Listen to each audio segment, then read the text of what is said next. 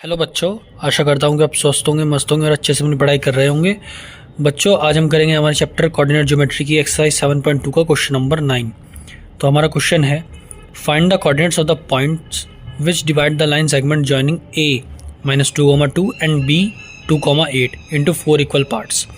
तो बच्चों, इस क्वेश्चन में कहा गया है कि आपके दो पॉइंट्स हैं a और b, वो एक लाइन सेगमेंट बना रहे हैं और आपको उन पॉइंट्स के कोऑर्डिनेट्स को फाइंड करना है जो इस लाइन सेगमेंट को 4 इक्वल हिस्सों में डिवाइड करेंगी।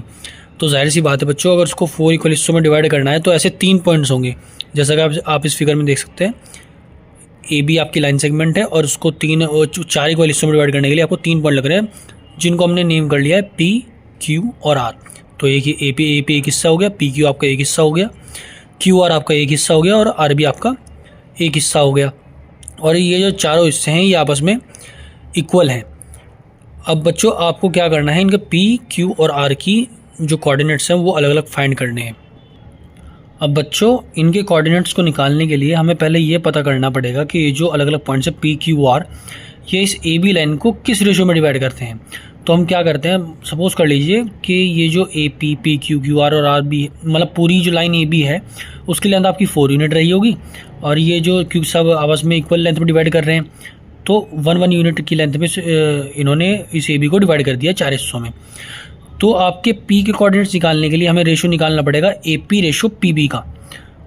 तो यहाँ पर A P ratio P B क्या हो जाएगा, तो ए पी की तो ये वैल्यू तो आपने 1 यूनिट मान ली और पी बी आपका क्या है, P Q plus Q R plus R B, जो कि आपका हो गया 1 + 1 + 1 यानी कि 3। तो आपका ए पी रेशो जो पी बी है यहाँ पर 1:3 आ जाएगा। अब हम इस रेशो की हेल्प से जो आपका पी है उसके कोऑर्डिनेट्स निकाल देंगे सेक्शन फार्मूला का इस्तेमाल करके। अब बच्चों, हमारे पी जो है हमारा ए बी को किस लाइन में डिवाइड करता है, किस रेशो में डिवाइड करता है, उसकी वैल्यू हम 1:3 आने के बाद हम अपने सेक्शन फार्मूला का यूज़ करके पी के कोऑर्डिनेट्स को फाइंड करते हैं। सेक्शन फार्मूला आपको पता होगा, m1 x2 + m2 x1 upon m1 + m2 x की वैल्यू के लिए और y की वैल्यू के लिए m1 y2 + m2 y1 upon m1 + m2। Values को हम पुट कर देंगे। m1 का वैल्यू हमारा 1, x2 का वैल्यू हमारा 2 प्लस m2 का वैल्यू हमारा 3 और x1 का वैल्यू हमारा -2 अपॉन m1 + m2 यानी कि 1 + 3। सेम ऐसे यहाँ पर वैल्यूज़ पुट हो जाएंगी। m1 की वैल्यू 1, y2 की वैल्यू हमारी मल्टीप्लाई में 8 आ गई प्लस m2 की वैल्यू आपकी 3 और y1 की वैल्यू आपकी 2 आ गई मल्टीप्लाई में अपॉन 1 + 3 m1 + m2 की वैल्यू। इसको सॉल्व जब आप करेंगे तो आपकी वैल्यु -4/4 आ जाएगी और इसको जब आप सॉल्व करेंगे तो आपकी वैल्यू 14/4 आ जाएगी। तो यहाँ से हमारे p के जो कोऑर्डिनेट्स हैं वो -1, 7/2 आ गए। अब बच्चों, p के बाद हमें q के कोऑर्डिनेट्स निकालने हैं। अब हमें ये भी निकालना पड़ेगा कि q जो है ए बी को किस रेशो में डिवाइड करता है। तो अब आप देख सकते हैं q जो है ए बी को ए क्यू रेशो क्यू बी में डिवाइड कर रहा है और ए क्यू क्या है आपका 1 + 1 और क्यू बी भी क्या है आपका 1 + 1। तो यानी कि ए क्यू रेशो क्यू बी हमारा कितना हो जाएगा 2:2, जिसको आप 1:1 भी लिख सकते हैं।